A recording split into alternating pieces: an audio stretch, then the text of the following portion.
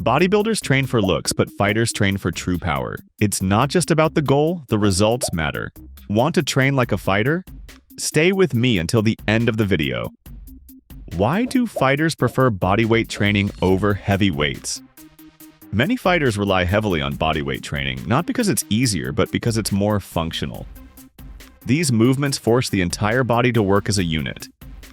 When a fighter throws a punch, slips a strike, sprawls, or shoots for a takedown, it's never just one muscle at work. These actions demand coordination, timing, balance, and explosive power. Bodyweight training directly develops those attributes. Movements like push-ups, pull-ups, squats, and explosive variations, such as clap push-ups, build strength that actually transfers into the fight.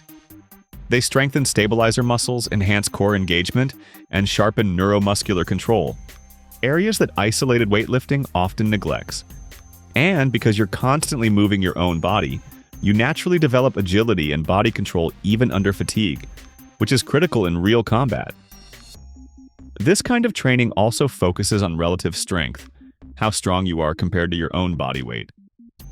For fighters, that matters more than how much weight they can lift. The goal isn't to bench 300 pounds.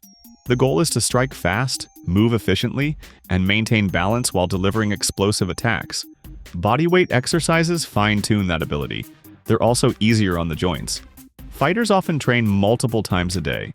Lifting heavy with high volume can wear down the joints quickly, but bodyweight movements allow for high-frequency training without breaking the body down. That means more consistent progress, faster recovery, and a lower risk of injury, all while building the exact kind of strength a fighter needs. And don't mistake it for being basic. If regular push-ups become easy, progress to archer push-ups, typewriter push-ups, or even handstand push-ups. Bodyweight training can be just as intense and challenging as lifting. It all depends on how you scale it. Most importantly, it builds mental toughness. When you're pushing through high reps, no equipment, burning muscles, and no excuses, it's not just your body that grows stronger. Your mindset does too. If you've made it this far, be sure to like, subscribe, and hit the bell so you don't miss any more videos like this. What are the key principles that make fighter training so powerful? Fighter training isn't just about looking strong. It's about being strong in every way that matters. The foundation starts with functional movement. Every exercise a fighter does needs to translate into actual performance. Whether it's footwork, a quick counter, or absorbing a hit, the goal is to build strength that works under pressure. One of the first core principles is explosiveness. Fighters train for power, not just raw strength. Movements like plyometrics, sprint intervals, and high-intensity drills help develop the ability to generate force quickly.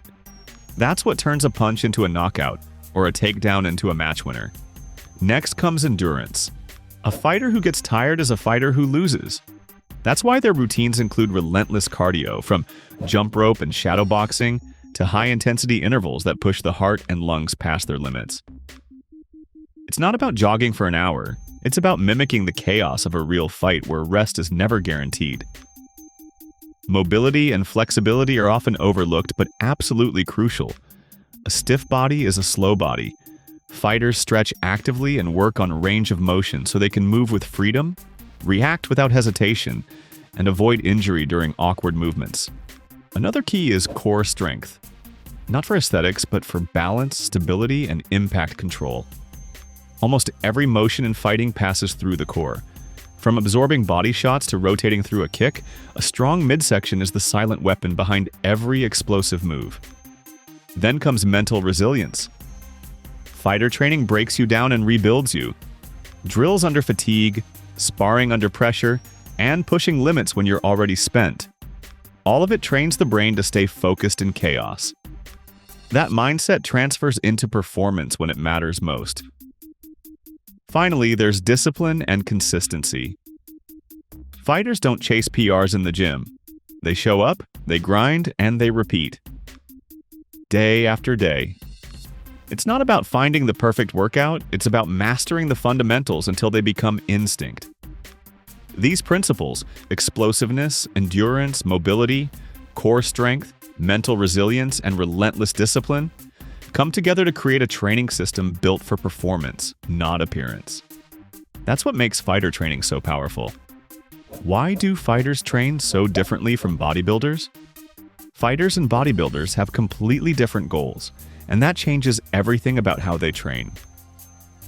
A bodybuilder's main focus is hypertrophy, maximizing muscle size through isolated movements, controlled tempos, and structured volume.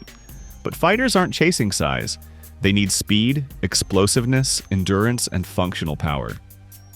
That's why fighters prioritize compound movements that mimic real-life motions, like push-ups, pull-ups, and medicine ball slams. These exercises train multiple muscle groups at once and build coordination and athleticism, not just size. Instead of splitting training by muscle group, fighters structure their sessions around movement patterns and energy systems. They train their body to perform under fatigue, using circuits, shadow boxing, pad work, and sparring, which simulate the chaos of real combat. Fighter workouts often include high-intensity intervals to build cardiovascular conditioning without adding unnecessary bulk. You'll see them jump rope, sprint, or do fast-paced drills to push their heart rate and increase recovery capacity. And while bodybuilders focus on progressive overload through heavier weights, fighters use progressive overload through intensity, complexity, and fatigue. Think speed drills with shorter rest times or reactive footwork under pressure. Recovery is also treated differently. Bodybuilders use longer rest periods to maximize muscle growth. Fighters, on the other hand, train their nervous system to recover quickly between bursts because in the ring, you don't get to rest. Ultimately, fighter training is designed to create an efficient, resilient, and explosive athlete. Not just someone who looks strong, but someone who can use that strength in motion, under pressure, and with purpose. What types of training do fighters use to build strength, speed, and endurance? 1. Shadow boxing. This is the foundation of every fighter's training. Without any equipment, it improves technique, hand speed, and footwork. Shadow boxing enhances hand-eye coordination and teaches the body to react quickly. At the same time, it warms up the body, preparing it for more intense workouts. 2. Jump rope. An amazing exercise for building cardiovascular endurance. It helps with foot agility, balance, and rhythm. Jump rope keeps fighters light and fast on their feet during a fight. Most boxers do it daily to develop strong, quick legs. 3. Heavy bag work. This training builds punching power and endurance. Throwing combinations on the heavy bag develops explosive strength and refines real fight techniques. It also helps maintain the ability to deliver powerful strikes over time. 4. Mitt work. The coach moves the pads to simulate different punches, helping fighters sharpen skills under realistic conditions. This drill is essential for improving tactics and mental focus. 5. Sparring. A real fight simulation that tests all skills under pressure and fatigue. Sparring increases quick decision-making, mental toughness, and physical endurance. It's the final preparation step before a real match. Thanks for watching. See you in the next video.